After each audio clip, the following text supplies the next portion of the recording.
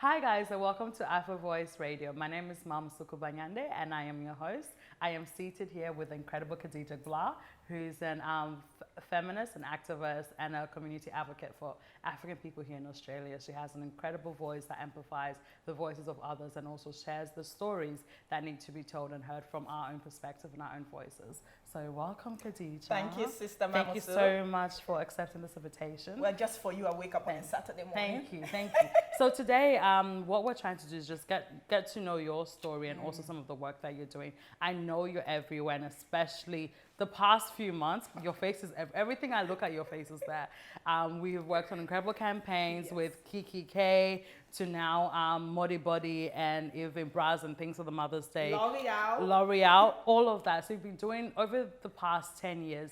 Your work has amplified a lot of the realities and stories of Black people here in this country, and even working on allyship and what that looks like for our Indigenous community as well. So just give us a little rundown of what you've been doing, what has been some of the highlights of your career thus far, and also what are some of the other exciting stuff you're working on? Well, that's big, you know. I have been doing this work for 20 years, and I think sometimes that surprises people because it probably doesn't feel like it's been that long, but it's been that long. I started when I was 13, which seems like a really young age, but really it's not. We are now, as a generation, I think, becoming aware that kids and children very early in their lives are recognizing injustice, they're recognizing indifference, they're recognizing their voice. I mean, I have a 6-year-old, he has a voice, let me tell you. He knows he's right.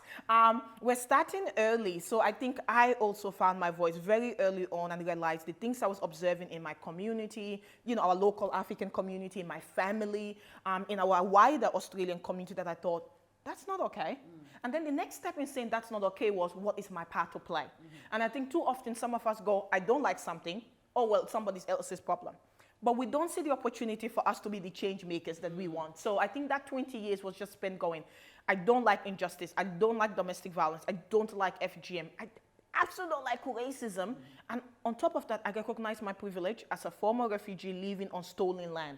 What is my part in this? And it's not always been smooth. Yes. As we all know, the journey of being a young Black woman who wants to have a voice and has used that voice, the ageism was real within the community. Because when you're young, they're like, you need to be seen, not heard. Yes. Little girl, go babysit the children. Go get married and get a husband and cook cassava leaf. That's really your place. And I'm like, hell no, no ma'am, no sorry, thank you. I got something to say. Yes. First of all, you old people need to sit down and listen. Because at the end of the day, our unique experiences as what? Bicultural, young people have come to Australia from war-torn background, trying to find ourselves, speak multiple language. And for the first time, we're experiencing racism because we're a minority. But within our own communities, we're experiencing things like sexism because we're girls. And we're experiencing ageism or ableism if you're disabled, even if you're not physically disabled, but just the observation of element of difference will have you treated differently. I think it's been interesting. And like you said, the last 10 years, though, there have been an amplification. And I think people sometimes don't think about that. We set foundations. It doesn't mean you always see the results. Yes. So for probably the first 10 years, I worked on the ground, minding my business, just volunteering, being in the right places, just keep pushing my message around FGM and domestic violence happening in our communities and wanting our communities to take ownership of the issue. Not wait for white Australia to give us their thoughts and feelings, but to say we are owning this stuff that is happening in our community. Not that we're the only one it's happening to. It's happening across Australia, but we can own it and be the solution makers. But that wasn't what everyone wanted. People wanted us to be silent, to put it under the table, to cover it up. Because they were scared that if we opened it up, white Australia would be racist against us. But the reality is white Australia was going to be racist either way. But at least in this way, we took control of the narrative that these issues were happening because they were unique to us. Yes. But because it was part of a broader pandemic in Australia of domestic and family violence. One woman a week is killed due to a current or former partner. We can own that. And child abuse happens in every community. We can then own our part in that and look at the factors that amplified those situations for us. But the fact that the silence and the shame continued and everyone was so invested in doing that meant people like us who wanted to make that change, well, we were attacked and ostracized. Yes. And I think it sent a message to other young people within the community that know your place. Be silent, fit into the box, otherwise we will treat you the way we have treated Khadija. Yes. So the first 10 you were years, a great example. I was a great example of what not to be, not in the good way either. Yeah. So the first 10 years was doing the groundwork, knowing the hate was happening, but doing it anyway. And then the last 10 years, I think, have been where I guess you could say rewards have come out of that work, or my planting, the fruit of my labor have come through. And in some fancy ways that people think, oh, well, your life is so glamorous. Obviously, activism is glamorous. Like, no, it's not. What it is that there people have taken notice of the fact that I have done the work, and I've done it without wanting congratulations. I've done it without needing the approval of others, but also done it despite the attacks, despite the hate, and despite the personal and professional cost. So now I'm rewarded in a way that says, let's invest now in you and your work. Let's amplify it because it's a worthy cause. And it's not even about me as the individual. I genuinely believe I'm just a vessel who's channeling those issues in a way that I think has always been needed. I don't mince my words, you know me. I am very clear in what I want to say. I'm not shy, and I don't hold back either. Despite whether people will like it or not, it's actually not my concern. What matters to me has always been that the rights of children should be protected. The rights of women should be protected. The rights of people of color across Australia should be protected. And there's no gray in that. You know what I mean? But yes, lately, and as you will not be part of the team, we have had some big wins and, branding, collaborating with brands that I think are so well known, from L'Oreal to Muddy Body, like you've said, and Brass and Things lately, which has been amazing. And I think that is the power of when you know your values, you know who fits into those values, but also you're willing to make those big decisions about what you stand for. Yes. And if something doesn't fit into what I stand for, then nobody's going to see those work, because I just say no to them. But the work that people do see are those that I think are aligned, but also I'm strategic as an activist that those platforms that have been given to me are a way for me to take my work to the next level. It's to reach new audiences. It's actually not about the collaboration itself. It's what the collaboration will do, in essence, and reaching new audiences that I haven't reached. And this week, the amount of people have reposted at Brass and Things. Yeah. It's about young black girls who have gone to Brass and Things, and they're like, oh, that's my sister. Yeah.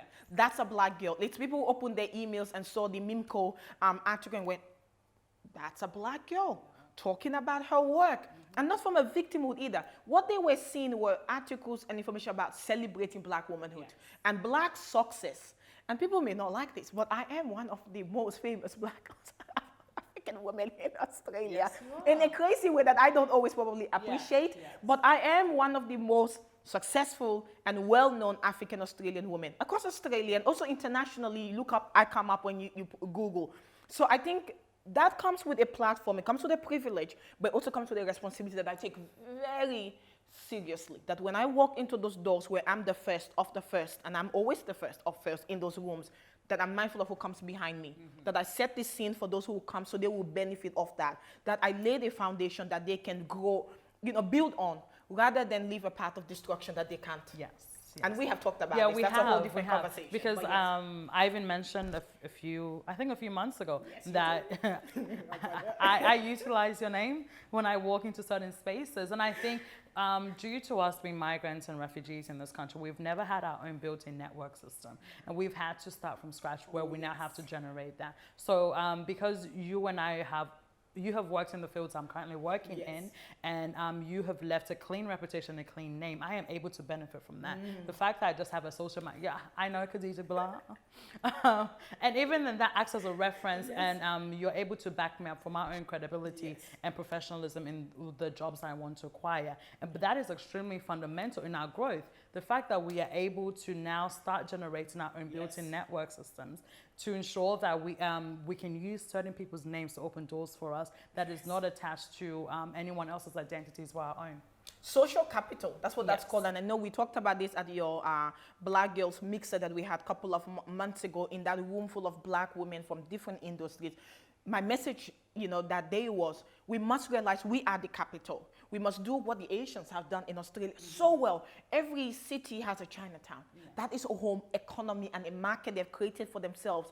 We have to do the same. We must create a social network, a social capital. That means that we know the lawyers, we know our own accountants, we have our advocates, we have our child protection. We have people, and we build our own system where we can not only protect each other, but we're able to invest in each other. We're able to build that capital that later on, 2-3 generations, we will look back like the Asians and the Greek and the Italians and go, okay, We've done good. we have done good. And I think for me, when you said to me that day you were doing that, you were, bringing up my name, I have never actually thought of that in my own unique way. And as usual for most things with me, I just live my own life, getting on with it. And I'm not always aware of actually the ripple effect as much, or I guess, and why would I? Because you won't spend time focusing on that. I just focus on what I need to do. But the fact that in doing what I have done and paved my own way, when at a time when I didn't have a Khadija, I grew up when we didn't have a Khadija, I didn't see anyone around me. In fact, if anything, everyone around me was going to say, sit down, Khadija, be quiet. Why must you shake the table? Like, why are you not protective? You must be more protective. Everyone, don't you see, they're all knowing their place because it's safe. And you somehow out here feeling the need to talk about everything. You don't even talk quietly. You have to do it very loudly. As I was doing that, I mean, it wasn't for me that I don't think I thought hard, other people will look up to me and other people will benefit them. It's just, I knew that's what needed to be done. Yeah. If we don't see something, we must create it. We must be that thing. So when you say you went mentioning my name, I actually went home and thought, look at that. Now that is a first step. Then next somebody will be mentioning Ma-Musu's name, and then somebody else will be mentioning the person after inevitably we have started a chain. Yes. And I think there is power in that. So as I reflect on all these years of work, it's not the little girls I get to see, the little girls I get to see from FGM is absolutely amazing. The women I've supported doing domestic violence is amazing. But there's also this element of knowing that there's social capital that's been built just through that representation. And even as we were as the Black girl, mixer, in that room, we all once again saw that. We saw each other and went, I know a lawyer now, I know a teacher, I know a social worker. And when we left, the amount of people were like, let's all follow each other now means people slide in the DMs to say, hey, sister, I need a referee for something. Hey, sister, I was thinking of doing something. What are your thoughts? That is powerful. Those moments, they may not seem big when you're thinking of saving people from FGM and domestic violence. It might not be that way. But I think for me, and I think that's why it's important to not be boxed in. That's not all that I am. I'm also just a Black woman who has sisters, who has friends, who has a child. And in those rooms that are not about the public or anyone else, I'm able to sit still and laugh and joke and build and protect and give advice for what the next phase. Because there will be a time where there will be no Khadija. And we must prepare for that. Definitely. If that makes sense. Yes. Back to when you started advocating, especially around FGM. For those of you who don't know, FGM is female genital mutilation. And within the African community, Khadija was one of the first and only voices that spoke out publicly against the practice. In Sierra Leone, we call it bondo. So it's meant to be a secret society that nobody's ever meant to know about. You're not meant to say a damn word about the fact that you've experienced this, or you're part of that association. Because I know majority of our aunties who are in Australia have experienced it. And they're not going to speak about it. They're only speaking about women who've experienced it as well, because it's meant to be a secret thing. And if you as a woman who've not experienced it, you're now ostracized or pushed to the side because you have chosen not to involve yourself in that practice. Yes. So during the time that Khadija spoke, I was still a teenager. I think I was about 13 when Khadija started shaking tables out. People didn't want her to shake. And in doing that, it caused a rift that nobody expected to happen. And I don't think you were aware that that was going to be the effects of your words. No. It had shaken the table so much that you were now ostracized from your own community. Yeah. You could not even feel safe within your own community. I still don't. And you still don't feel safe within you still don't feel safe within your own community, because people are still making you the villain when all you were really trying to do was open up a conversation about a practice that was not beneficial to women at all. But culturally, it was told that it was beneficial to restrict our sexual desires, and it would make us clean and pure. And so for women who have not had FGM, apparently we're not pure or clean. That's the idea. That's the idea, and that's the mythology behind it. But during that time, I think what we've rarely addressed is, how was your mental health affected by you rebelling against the status quo? Yes. And how were you able to manage and maneuver? Because a lot of times you have such a strong front of being such a strong woman, Yes. and people think because you're so strong, there's never times that you've been broken. And knowing you personally, you have encountered a lot of things that people don't recognize. Of course and being, I think, when you were a migrant in this country and you meet other African people, you build a community with your own people. Yeah. And when you also strive from your own community, you're not also strive from your culture, Oh, your food, everything, your language, everything. and a sense of belonging. And you've now had to generate your own community for Yes. yourself just so you can have that. So I think, and we don't have this conversation enough with people who have had success. There's always this focus on the success, and we don't see the people behind the success, because the success is the face. Yes. But there's real people, humans outside of that. People, I think glamorize activism, because it is. It is It nice looks to think of somebody who's saving the Yes. world. Well, of course. But behind that person saving the world, it's a human who needs sleep, who needs love, who needs protection, who wants to be accepted, who wants to go to the shop without thinking, oh, but if I go to that African shop, I have to bump into these other people. And if I'm there, somebody will most likely harass me. Somebody will look at me the wrong way. Somebody asks me the wrong question. And if I react, then I'm the bad guy. Because nobody will ever believe that I was unprovoked. Yes. Because if I Yes. try to All the defend time myself, you're the one who's been- I'm you're the the one. provoker. I'm always the provoker. In fact, I'm sometimes not in places and people say I was there. And Khadija is like, I was in the state. This whole time. I was not even there. It has had an impact, and I think probably that part of my life was the most undercovered Yes. part of my life. And in some ways, you are right. I am very protective, and I have my armor up.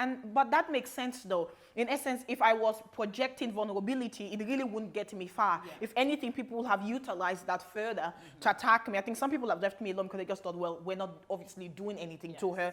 And I'm glad they back off, but they do have an impact on my life, especially when I was, I think, younger. Because a lot of therapy means I'm in a better place in a lot of ways where I'm able to handle this. But when I was younger, I felt really isolated. I felt, even in my own family, I always felt like I was the out. I was the odd one out. And people will come and visit and go, why is Khadija quiet? And it's strange when people say Khadija is quiet because I'm not quiet. But it's just, I was quiet because there's no point talking when people are invested in twisting your words. Because it wouldn't matter what I had said then, and even to this day, it won't matter where I would say something and people would twist it. Yeah. Oh, they won't even read it. They won't even read it. I remember the news articles I did around mental health, for example, years ago, where I talked about the fact that we had come from war background, and the government in Australia did not think of refugees as being a priority in mental health strategies, which made no sense to me whatsoever. And my advocacy was for more culturally appropriate mental health services. People who didn't read this, because I know they didn't read it for a fact, went around telling people I said we were all crazy. Yeah. I'm like, but where did I say that? Because the interest wasn't to care what I said. It was to just misconstrue what I've said to make it bad. So then everyone can galvanize and go, once again, it is. I pissed them off because I was young. I was young and being a leader without their permission and not needing their vote. Because I don't need to be voted to be a leader. Nobody needs a voting system to be a leader. It's that I dare to question things that have happened for so long, for generations, and it had been accepted as part of our culture and who we are. And I said, well, why? Yeah. Because it's simple as, but why? Why must we cut girls? Why must we expect women to be mutilated so men can feel virile, so they can feel like they are the man, so that we can feel that women are good and clean and pure? But we don't worry about our boys being like that. But why? And it's like, what do you mean why? We've always done it that way. Who are you, little girl? Sit down. Why are you questioning things? But why?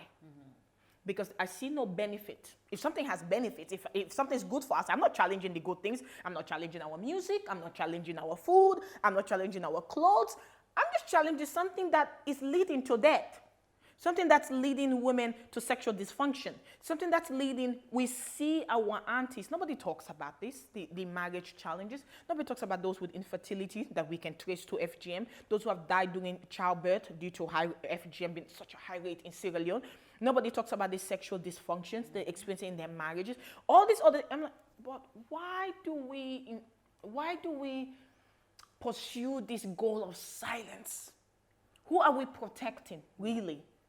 And who are we hurting by being silent? So I think in a lot of ways it was easier to attack me than to actually answer my questions, because I was now the problem. I was somebody who was trying to unravel what everyone has always known. And I think they thought if they gave an inch, what else will I attack? Yes. What else will fall apart? My aim wasn't to attack anything. I didn't wake up and go, you know, what should I attack? I had been put through this practice by my own mom. So it didn't come out of nowhere. And by virtue of being a survivor of an act that is child abuse and having experienced the impact of it, and you will know this, Ma-Musu, when I had my periods, everyone in our community will know about it. Nobody wants to be that girl. I mean, periods are already stressful enough, let alone be the one. Auntie Sally, where is your daughter? Oh, she's at the hospital again. She has her period. Everyone else's period were private. Everyone else's period, nobody needed to know. Mine meant being home on the floor, crying, bleeding in pain, unable to even walk. There were times, Ma-Musu, I would crawl to the bathroom. That's how much pain I was in. I'll call my mom, who's a nurse at the hospital. She'd be like, stay home, stop disturbing me. Because if I called the ambulance, because we were close to the Queen Elizabeth Hospital where she worked, where do you think the ambulance was going to take me? To her hospital, and she felt like it was too much. It was disrupting her life. How do we not see that and think that's abnormal? I was a 13-year-old child who should have just had a period and maybe embarrassed that I had it. That should be enough. But instead, it made community news each time. And all the changes I had to then make to my life to adjust to this consequence. And then there'll be other consequences as time went on. I remember when I was told I had infertility. I remember I was at uni. And I was with my boyfriend at the time. I think my fiancé, we were engaged. It's been years now. I can't remember things like that. But I was at uni.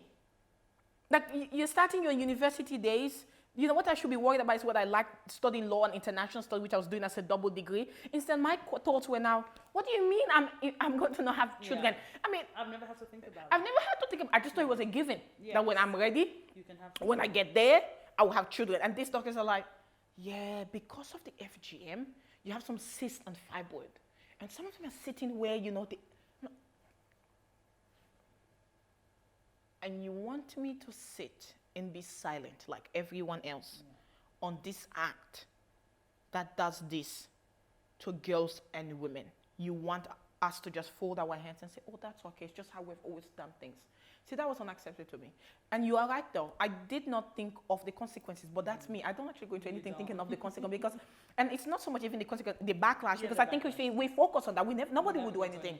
Foot binding won't have stopped if somebody thought, well, I can't talk about this. If we talk about this, people are going to hate me. Somebody always in history has to say, why? And this is not okay. Nothing else will change about our society if we don't do that. So I think I didn't think about the consequences. I didn't think about the threads that will unravel, because that was actually not the important part. The important part to me was, if this continues, that is too much. The cost of that to me will be is unacceptable. 200 million women and girls are survivors of FGM in the world. Ma-Musu, that's 200 girls that were brutalized in the name of culture and the patriarchy. When I say culture, I'm not talking even African culture, I'm talking about the patriarchy culture. It's actually what has created it. So it's not culture in the way we think of culture. It's the patriarchal culture that created FGM. 200,000 survivors in Australia. That is too many. Too many lives change. Too many people didn't consent. Too many people now have to live with the lifelong health consequences of FGM. No, I wasn't worried about the backlash. I didn't think about the backlash. I thought one more Khadija is unacceptable. So I opened my big mouth and said those words to my mom. No more. This will not continue again under my watch. I will not allow this in my family, in our community, so you're all on notice now, forever, and in the wider community as well, because this is not just an African problem, this is a global problem. No, I did not see the backlash. I did not see, because I'm a child, why would a 13-year-old think of the consequence of my actions? I did not see it, and I really don't think I worry about it, but it had an impact, because very quickly, people mobilize to deal with what has become the Khadija problem. Oh, it's literally a name, the Khadija problem. My mom didn't take kindly to the child she feeds and clothes, telling her she's an abuser, essentially naming it. I mean, she was an abuser in other ways, but this was a very unique type that to her connected her to culture. But also she knew would gain her sympathy from other people in the community, because this they all understood. This was culture. This was bigger than her and me, and I was a problem. So to then live with one's abuser and tell them, you're going to make this thing they have done your mission to end, which means talking about that thing over and over. So then in essence, over and over, reminding her she did a bad thing. And reminding everyone else over and over, this thing they protect is not a good thing. And reminding, I suppose, for the survivors, something they didn't want to think about. Which is, first of all, that they are survivors of something. Because they, I don't think, in a lot of ways, and I would say this as actually fact, have never thought of themselves as survivors of FGM. Because there had never been room to see or acknowledge what they had experienced as anything other than this act that was done to them in the name of womanhood. There's never been a space created that it was anything more than something that was necessary. But I'm saying, no, actually, it wasn't necessary. It wasn't. And it still isn't. Nobody's ever said to them, did you consent? They couldn't have consented. In fact, some of our aunties don't have memories of this act until I start talking. They're like, but hold on. I don't remember. But what she's talking about makes sense. And it makes sense because I can think my body looks different. So that must have happened to me. Okay. I opened a can of worms, in essence, on multiple levels and in multiple ways. And for those who had suffered those health consequences, I think for the first time they had something to trace it to. The aunties who had heavy bleeding most of their lives, and they were told they were a witch. They were like, oh, it wasn't just me. No, it wasn't just you. The aunties who couldn't have children, because infertility is such a huge side effect of FGM. The aunties who had lost sisters to childbirth. Sierra Leone has the highest maternal morbidity rate in the world because Sierra Leone has one of the highest rates of FGM, almost 97%. That's almost every woman in Sierra Leone. That's high. You can actually assume that when you enter a Sierra Leonean community event. You can assume every woman has been cut. That's how sad it is, that literally you can make that assumption at this rate. We go the hardest for FGM as well in Africa because our presidents, each and every single one, has used FGM as a bargaining chip politically. Our first ladies have all stepped up and make FGM a bargaining chip. So it was big. The attack was swift. The hate was swift. And I was a young girl left feeling like I didn't belong in my own family, left feeling like something was wrong with me. The looks, the hate, I think the lies, probably in a lot of ways, the lies people spawn. Because I think that does a lot of damage to one sense that people will meet me who don't know me and they already hate me. And I think particularly what was very painful and continues to be painful were the younger girls coming up who were told, I should be somebody feared, I should be somebody not to be trusted, I should be somebody they shouldn't aspire to be. But they were basing all of this on a lot of values that actually were really good values. I am assertive. Why will anybody not want their daughters to be assertive? I danced to my own music. Apparently, no, they should not do that. I have a voice. No, no, you should not have a voice. I spoke up. No, no, no, don't be like. It's like, well, that's counterproductive, though. But what they were essentially saying is Khadija is not our version of black womanhood that we want because she refuses to be in a box. So you all better pay attention. And I think the resounding message was, if you behave like Khadija, we will do to you what we've done to Khadija. And that is what broke my heart. Because over the years, I've got messages from girls who themselves had different times giving me the bad eye, not want to talk to me, done nothing to them from about. So none of them, any one of them can line up here like, she never done anything to me. But the constant messaging in their homes from their moms particularly, who told them that I was the bad person, I was the worst daughter in the world, and they should not be like me, lest they are also ostracized and bullied and attacked. The sad thing is that those girls have, over the years, in their own way, reached out, wanting support for something else differently. But I think the sad thing for me in those messages were that this sense of, they're like, we are scared. We are scared to live our lives the way we maybe want to choose to live it, because we have seen the consequences when one chooses a path that's different from the one set. And I see them make choices that are based on that fear of, I don't want to. And I'll give you an example. I had a girl who was going through DV. And she knew to reach out to me. Because even though everyone had hated me for speaking out against domestic violence. Then you had a resource. But she came to me because I'll be the only other person to understand this. And she said, Khadija, I cannot live with the consequences. I have to go back. I have to go back because I saw what you had to lose. I saw what you had to give up. You were here, you had a mama, you had family, but you were homeless. You had to start from scratch. We all saw how you went years. It's like, everybody, anybody heard from Khadija? Is she okay? She's like, and how do we even do that when we all know where your mom lives? We know where your auntie lives. Like, we knew you had family, yet you had nobody. We saw how they spin the whole story, and then you were now the bad guy instead of the person. She's like, I'm like, so you have to choose your safety over community and family. She's like, yeah, because that's literally how it's been pitched. Yes. You chose safety, and you got all of taken away from you. So we are now making choices to have family and community because we know the alternative is you. Yeah. Do you know how bizarre and ridiculous that we are put in a position to choose safety over family? So yes, that's been a huge consequence, that by choosing to do the work I do, which is bigger than me, it's not about me, it's actually bigger than me. If I hadn't stepped up 20 years ago, I don't know how many girls would have continued to be cut. I don't know how many women would have continued to live in silence. I don't know those girls, if they will have somebody to message an email at 2 a.m. in the morning and go, Khadija, I need help. Yeah. I mean, who would they go to if nobody has stepped up? But the cost of that is a lack of connection. And I've had to foster my own connection. I've said, I mean, we can create our own family, we can create that. But I always will grieve, probably for the rest of my life, that was taken away. So I don't even think it's my choice that made that. They made that choice, because it's not. What I choose to do in wanting to do the work I do, that is admirable. That is nothing to be punished for. We have pedophiles in our community, and not people protect them. We have women bashers, and they're protected. We have child abusers, and they're protected. I want to save lives. I'm prosecuted. How does that make any sense? Because I'm a woman, because I'm black, because I'm young, all these elements came together. Because I am the anti of everything, apparently, that we are meant to be doing.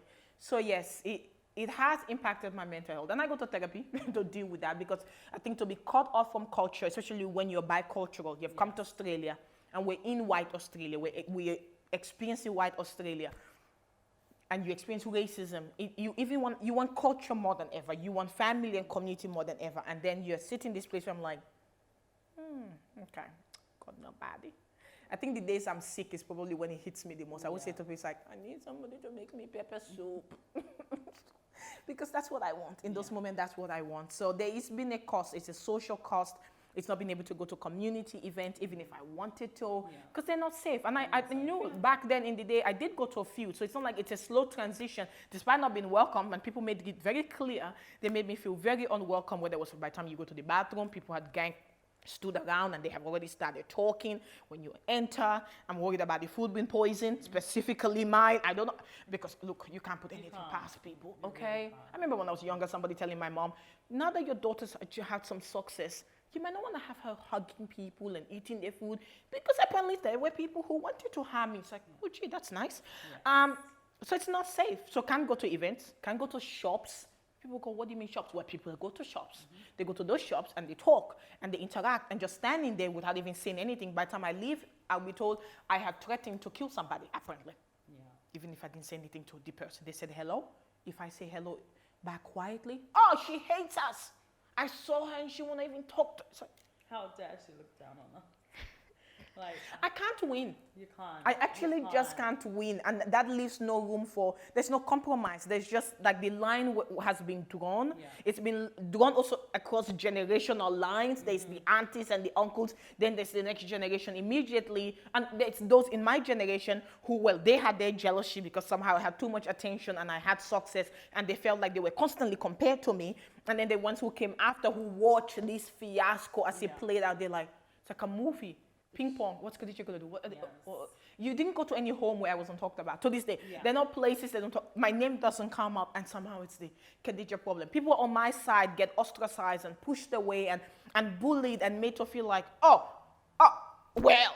I remember an uncle said to me, he's like, the moment I said, I don't know what the problem is.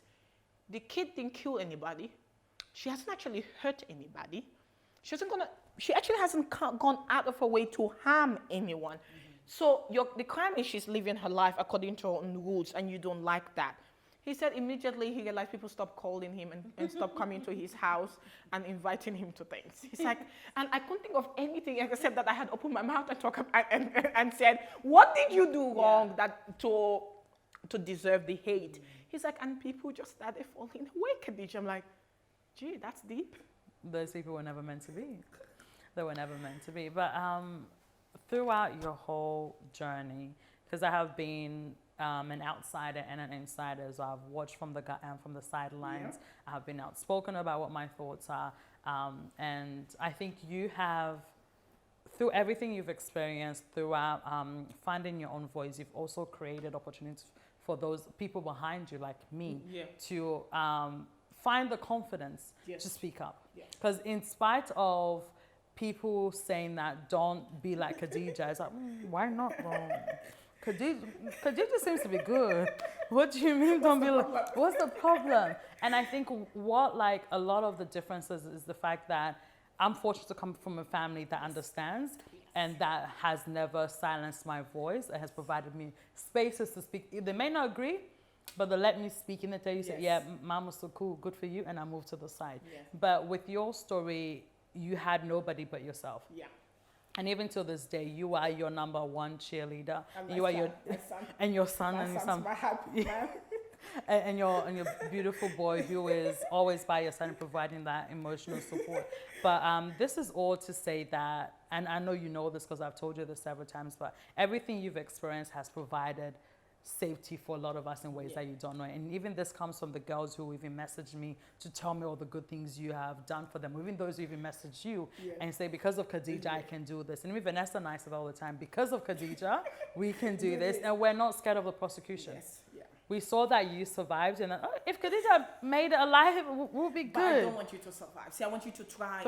And that is why it's big. It's more important for me to keep pushing and going, no. Because you should not survive. You should thrive. And you should have what I didn't have. You should have support and the cheering and the yes, go, do it, and I'll back you up. I'll be there. You can pick up the phone.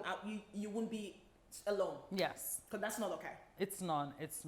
As we wrap up today's conversation, I want to know, what is your word for young African girls here in Australia who are finding their voices and standing up to cultural traditions that are no longer benefiting them or benefiting who they want to be?